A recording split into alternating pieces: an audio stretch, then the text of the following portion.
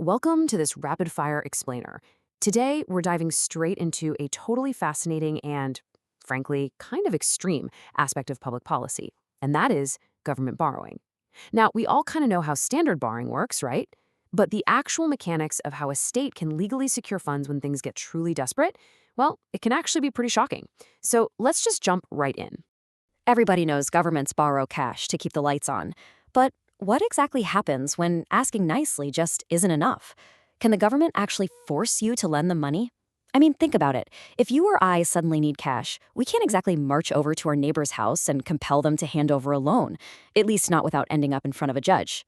But the government? They operate under a completely different set of rules. They actually possess this unique legal power of compulsion.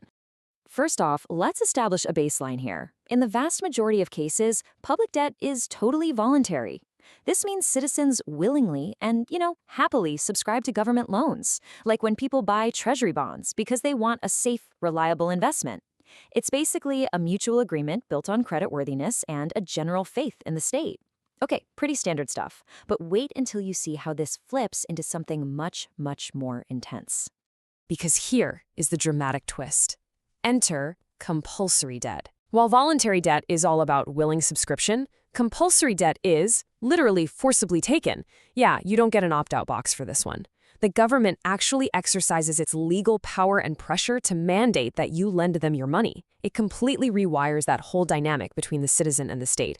And look, this isn't some crazy dystopian science fiction plot. If we look right here at Section 3.5 of the public debt classification text we're analyzing today, voluntary and compulsory debts are categorized right side by side. The text explicitly outlines that when a government uses its legal pressure to obtain these loans, it's a fully recognized, legally baked-in mechanism of macroeconomics. No way, right? But it's true. So that brings us to the million-dollar question. When exactly would a government actually use this extreme measure? Well, they aren't doing this to build a new local post office, that's for sure. Forced loans are only deployed during massive, extreme national emergencies. Think times of war where the state's very survival requires instant capital. But, and this is where it gets super interesting, the text notes they are also used during severe inflation. Why? Well, by forcing you to lend the money, the government intentionally sucks excess purchasing power right out of your hands and out of the active economy. It's a calculated move to cool down consumer demand and stabilize skyrocketing prices.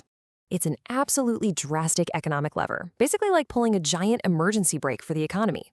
So the very next time you hear a news story about government borrowing or the national debt, I want you to ask yourself this. If a truly unprecedented emergency struck tomorrow, where exactly is the line between your wallet and the government's power?